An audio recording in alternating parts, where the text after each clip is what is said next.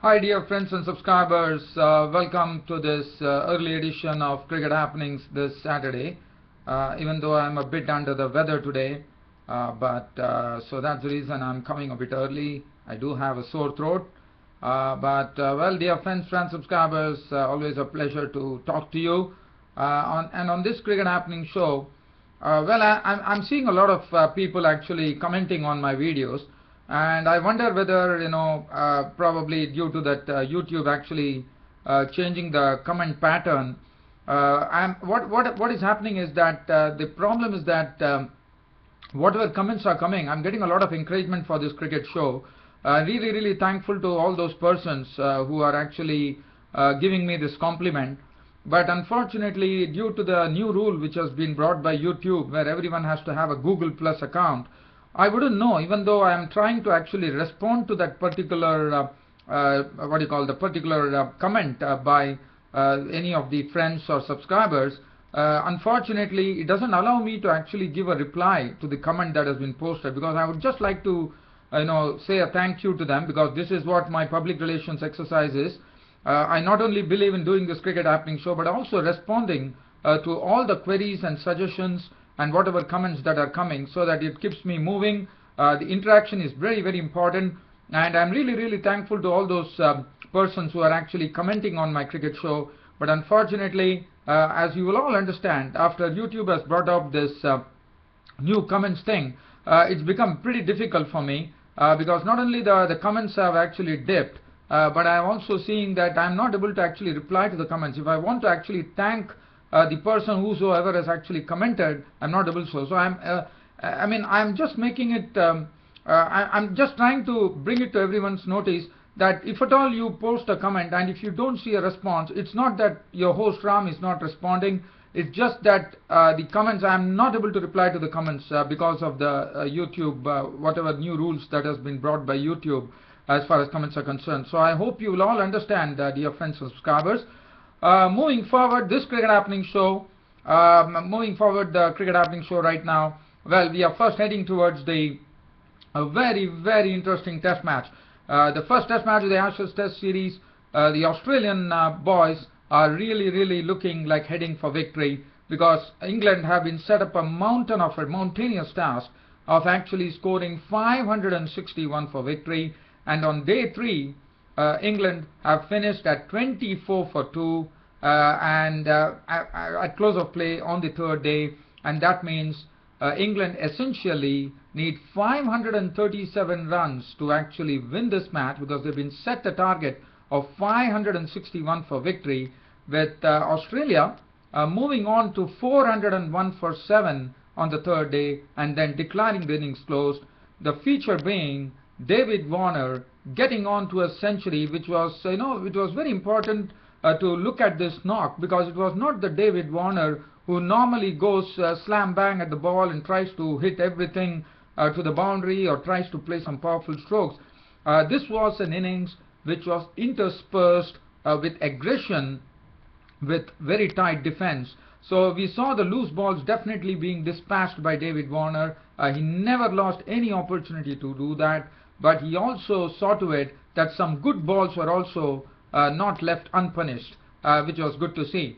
And David Warner, it all started. And another thing that as far as the feature of this Australian knock is concerned, the captain Michael Clarke, who made a comeback into the Australian cricket team, one could really say, I mean, looking at the way the one-day international series panned out between India and Australia, a high-scoring affair where India pipped Australia 3-2, one could have really seen what difference Michael Clarke would have made, because here Michael Clarke came in full color and he started playing all his copybook strokes. It was good to see. And well, as you know, whenever spinners come on to bowl, Michael Clarke is always on twinkling feet, and that's what he precisely did.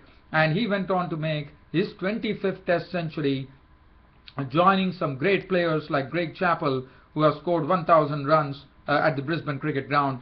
And Brisbane is one more thing. Gabba has always been a happy hunting ground for the Australians. And well, the forecast is for rain on the 4th day, but looking at things, Michael Clarke seems to have things under control, and he went on to make his 25th Test century, 113 runs, with 9 fours and 1 6. So that was a real feature. But just talking about the game yesterday, it all started with Chris Rogers actually playing a pretty loose stroke against the bowling of Broad, and he was the first wicket to go. Caught Carberry bowled Broad for 16 with 1 4. Shane Watson was out to the very innocuous Tremlett, who actually got the ball. I mean, this was a delivery which again Shane Watson tried to pull, and he was caught by Broad of the bowling of Tremlett for 6, which made the score 75 for 2. And after that, David Warner, as I said, was the other day was eschewing all his aggression against the bowlers and trying to really occupy the crease, which was very important. And then after that, from 75 for 2, it was something that England would never really hope for, and England would never want to see that, with David Warner and Michael Clarke combining in a very wonderful partnership from 75 for 2. Whatever England, the 2 wickets that England got, it was soon nullified by this partnership between David Warner and the Australian captain Michael Clarke, as both of them started to have some real aggression as far as batting is concerned by playing some marvelous strokes. In fact, Michael Clarke, as you know, as I said, whenever the spinners come, he's absolutely into his element. And we also saw the way he dealt with all the pace bowlers too, with Anderson, Broad, Tremlett. It was good to see, and both of them went in their merry way by taking the score from 75 for 2 to 233. So that essentially meant it was a very big partnership, and it was very important to have that. It was a 150 odd run partnership, probably 157, 158 run partnership, and that really set the tone for Australia.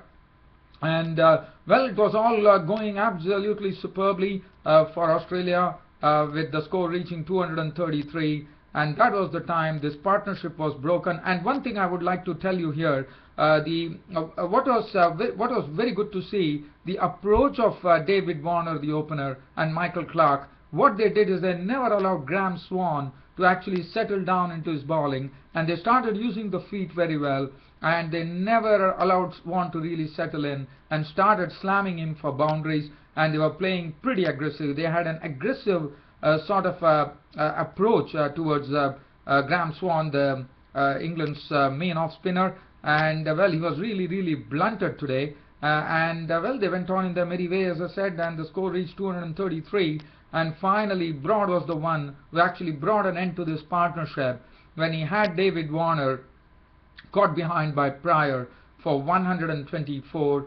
And in fact, David Warner, one has to really talk about this, because what happened before David Warner got out was he went on and he lofted Stuart Broad like a spinner into the fence, over the fence for a 6. And then the very next ball, David Warner was a goner, as he was caught. Pryor bowled by Broad for 124 with 13 fours and 1 6. Stephen Smith came in and he got a peach of a delivery.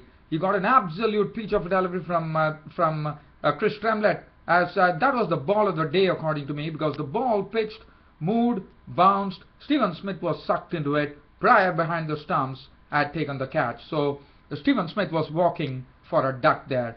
So the score was 242 for 4. And then Michael Clarke was joined in by George Bailey.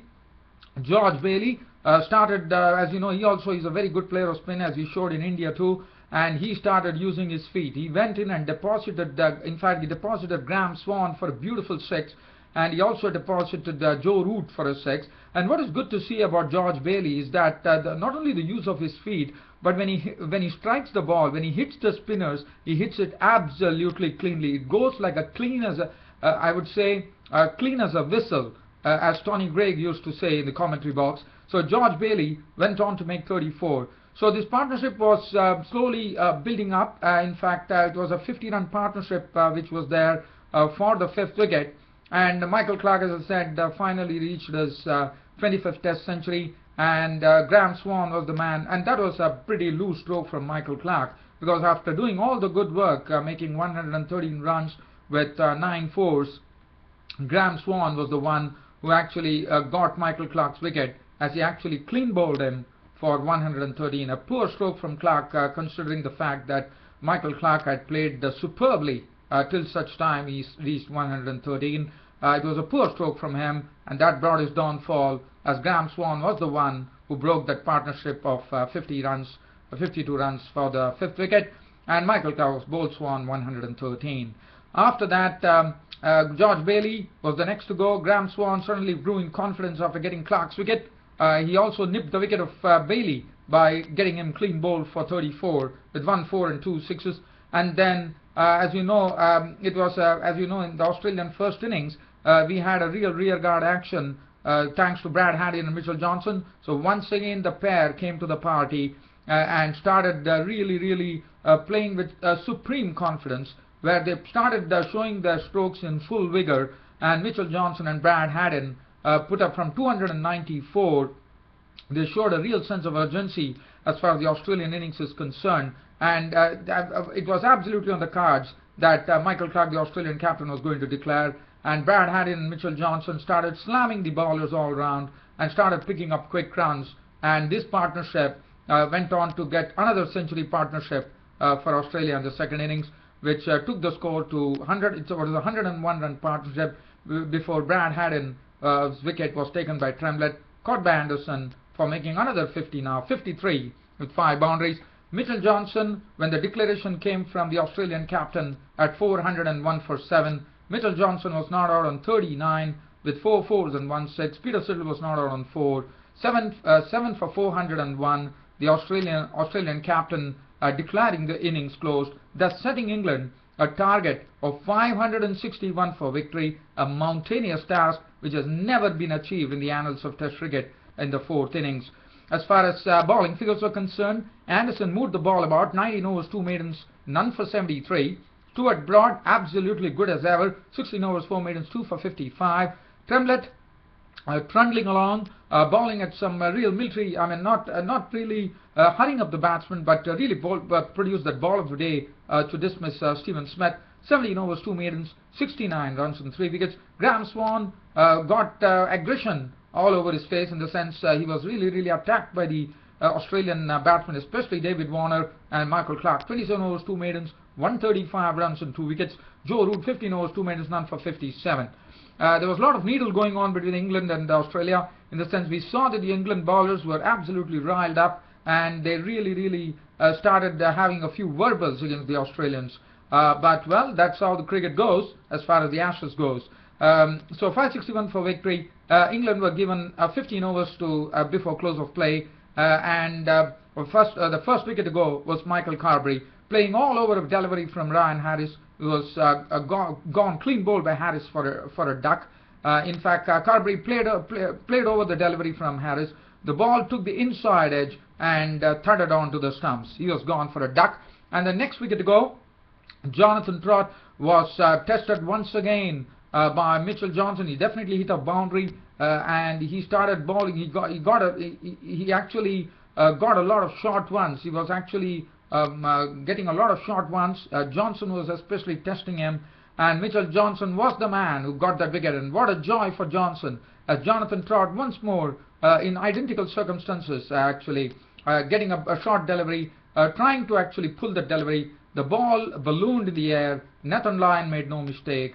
Jonathan Trott was walking back to the pavilion, caught Lyon, bowled Johnson for 9, and suddenly the England innings, which was trying to actually consolidate things for themselves, found themselves at close of play at 24 for 2, with the England captain Alistair Cook really occupying the crease, not out on 11 with 1 boundary. Kevin Pietersen was not out on 3. 24 for 2, England went to stumps on day 3 of the Ashes Test at the Gabba. As far as the bowling figures are concerned, Ryan Harris picking up the breakthrough, 5 overs, 2 maidens, 1 for 7. Mitchell Johnson, 4 overs, 2 maidens, 1 for 7, getting the wicket of Jonathan Trott, who is struggling against the short delivery. It seems like Jonathan Trott has to really iron up his technique, because what one is seeing is that Jonathan Trott has been struggling against the short ball, and now it looks like all the bowlers are really sussing that up, and Australians, I would say, really bowled to a definite plan against Jonathan Trott, and that's what precisely got them the reward. So Mitchell Johnson getting that wicket. Peter Siddle 3 overs 1 maiden none for 6, and we saw some 3 overs of sprint from Nathan Lyon, 3 overs 1 maiden none for 3. So that's the match situation, with England requiring 537 on the 4th day to win the match. Well, there is a forecast of rain, but probably for England there are 2 more days to go. There should be a definite result in this match, there's no doubt about it. 8 wickets to go. Looking at the wicket, there is definitely some turn and bounce available for the spinners there. The pacemen always have the had the upper hand in this particular test match, and I would rather say that England have a mountainous task to really get onto the target. It's not going to be easy, but well, if Alistair Cook and Kevin Pietersen can do what they did in Australia when they last toured Australia, probably putting up a big partnership, and then they do have Ian Bell, who is one of those stalwarts as far as occupation of the crease is concerned. Joe Root can do that. So, well, England, I wouldn't really discount, but as I said, 561 is a mountainous task. It's never been achieved in the annals of Test history. As you know, the highest that has been done by only one team, and that is West Indies, which did it against Australia. Well, but that was not 500. That was some 400 odd runs.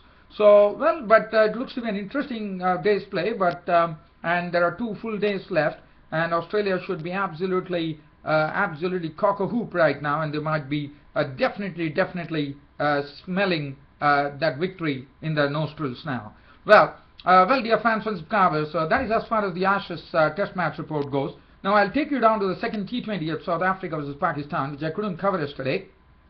Pretty briefly, as you know, South Africa versus Pakistan, that was the final one-day T20 match which was being played, and Pakistan managed to actually square the series. As you know, South Africa won the match by 4 runs in the first T20, and here Pakistan went on to square the series. Pakistan batted first. In fact, they lost the openers a bit early at 44 for 2 with Nasir Jamshid and Ahmed Shahzad. But one of the knocks that I would like to talk about here is only 2 persons. This partnership was a pretty punishing partnership, because from the 8th over, when the score read 44 for 2, when Shahzad and Jamshid had passed away, were already out, that was the time Mohammad Hafiz combined with Umar Akmal, and both of them, as you know, have been struggling for runs, but well, they definitely got things under their belt, runs under the belt today by Mohammad Hafiz playing a very aggressive knock. 102 runs was the partnership, and if you look at the partnership, it almost occupied probably 9 overs. We could say 54 balls. In 54 balls, or probably, let's say, lesser than 60 deliveries, Mohammad Hafiz and Umar Akmal slapped the South African bowling all round and picked up runs at will, with Mohammad Hafiz not even hesitating to go aerial when he actually went in and hooked Dale Steyn for a 6. Umar Akmal smoking Morne Morkel for a 6.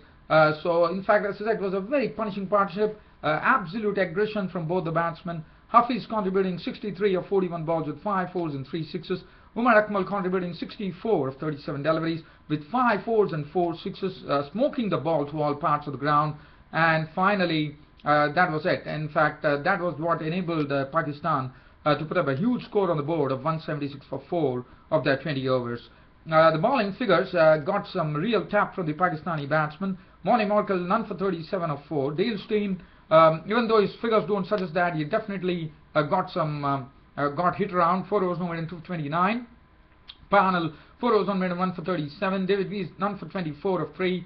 Fungiso 3 overs 1 for 33 was taken to the cleaners, especially by Mohammad Hafiz. Dumini 2 overs no made none for 14.